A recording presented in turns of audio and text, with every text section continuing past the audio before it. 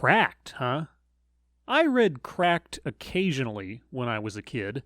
I always thought of it as the poor man's Mad Magazine. And, well, it was. So what could the online version of a satirical cartoon magazine have to say that caught my attention? Let's take a look.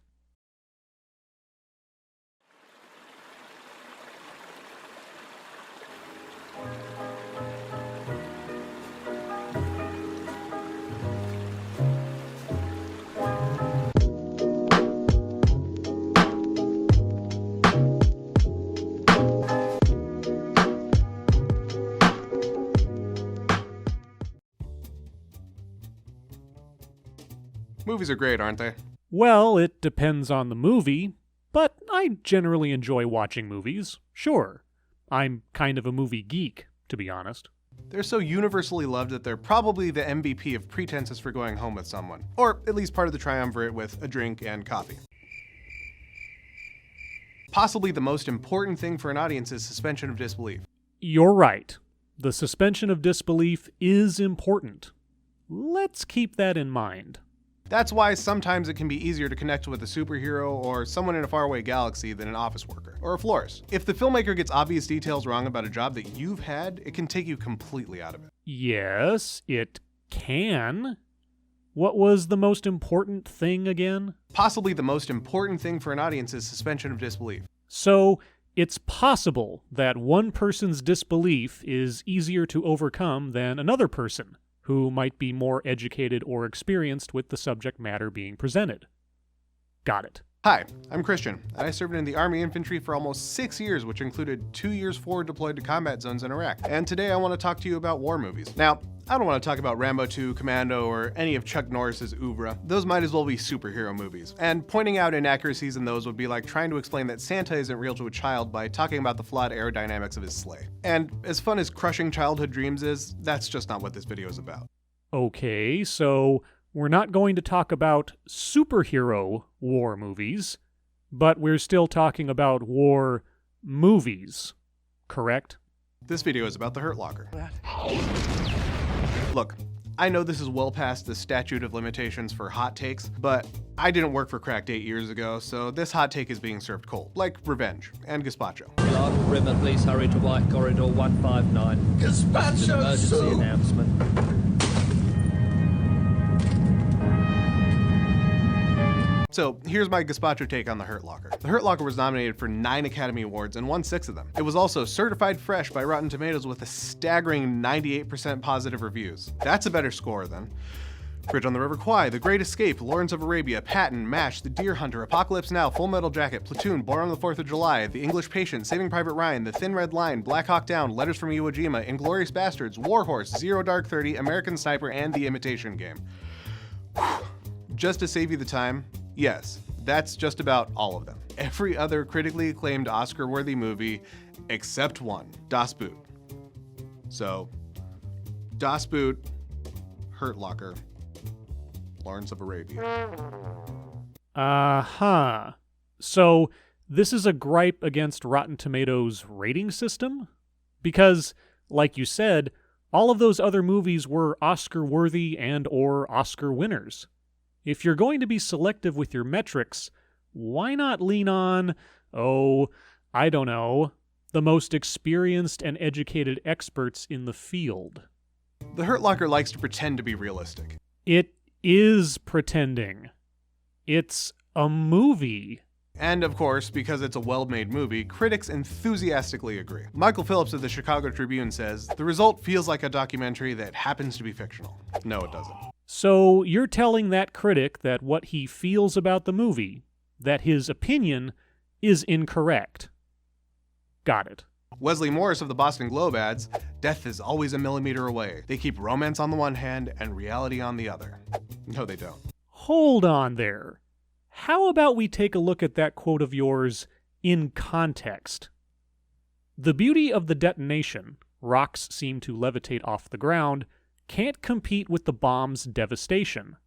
Just that fast, Bowl and Bigelow have given us the astronomical stakes for these men and what it means for things to go wrong. Death is always a millimeter away. They keep romance on the one hand and reality on the other. So, in context, can you see that the author was commenting on the filmmaker's choices of visual imagery? The beauty with the destruction, as meaning to draw a line between the romance of being a hero with the reality of the danger presented? And all of this within the realm of a movie. And we have David Denby, who thinks The Hurt Locker is a small classic of tension, bravery, and fear, which will be studied 20 years from now when people want to understand something of what happened to American soldiers in Iraq. No, it won't. The people doing that will be the same dummies who watch Battlestar Galactica to understand Paleolithic history. Well, isn't that true for Platoon and Lawrence of Arabia and Full Metal Jacket? Isn't that true of any movie that is a depiction of historical events and settings? It's a work of fiction. That's it. Pretending that it's anything else is not only dumb, it's completely irresponsible because it encourages idiots. Did you really just say that? Let's hear that again. It's a work of fiction. That's it. Pretending that it's anything else is not only dumb, it's completely irresponsible because it encourages idiots. But you're doing that right now. You're pretending that The Hurt Locker is something other than fiction. You've just eliminated the entire basis of your argument. First, you base your criticism of a movie that you, as an experienced expert on the subject matter, don't feel deserves the acclaim it has over other fictional war films due to its technical inaccuracies. But the undeserved acclaim you cite is that of a website whose rating system is based off of the opinions of movie critics, not military veterans. And yet you lament that all of those other Oscar-worthy films are rated lower by Rotten Tomatoes when the Oscars themselves are not awarded by military veterans, but movie insiders and experts. And so when one of these critics implies that The Hurt Locker might be a piece to help people understand something of what happened to American soldiers in Iraq, you have to remind him that it's a work of fiction and shouldn't be considered as reflective of reality. Absolutely amazing. Let's continue. In an interview with Task and Purpose, Afghanistan war veteran and former Army Explosive Ordnance Disposal Technician Colin Knight had this to say. We've had guys join the career field who come to EOD school and say, I saw The Hurt Locker. Those guys are badass. I want to be that. What if a digital series, a game, a movie could somehow change the way we thought about a profession, what it is, who does it, and our role in it? They think we're some badasses who go and do all these crazy things and just have no regard for our own life. And it's like, no, most of us have a lot of regard for our own life. We don't like getting blown up either. Yeah, that sounds completely reasonable. It's a work of fiction. That's it. Pretending that it's anything else is not only dumb, it's completely irresponsible because it encourages idiots. So what does a very real EOD tech think of a very fake Mr. Locker himself, Staff Sergeant James? Well, apparently he's a tool bag idiot. Yeah. Pretty much. It's a work of fiction. That's it. Pretending that it's anything else is not only dumb, it's completely irresponsible because it encourages idiots. So let's get into this movie's particular brand of idiocy, toolbaggery, and other general lies. Let's not. Because, in all seriousness, from that point onward, I could quite comfortably replay his "it's fiction" quote after every example he gives and every correction of factual reality he makes regarding the details of the movie.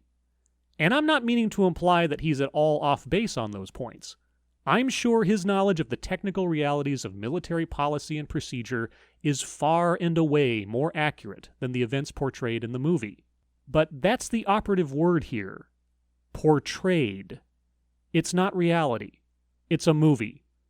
Our speaker knows it. Our speaker admits it. Our speaker uses it to dress down critics he doesn't agree with. But apparently, our speaker remains blissfully unaware of the futility of his own argument for that very same reason. If this was simply some Neil deGrasse Tyson-style analysis of Interstellar or Gravity, where he was simply educating people on reality versus dramatized fiction, I would have nothing to say. But that's not his argument.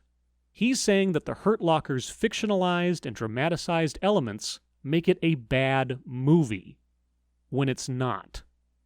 At least, in my opinion. But, yeah, Das Boot is a better war movie than The Hurt Locker. So, go watch that one. 'Cause I say so. As always, thank you for watching.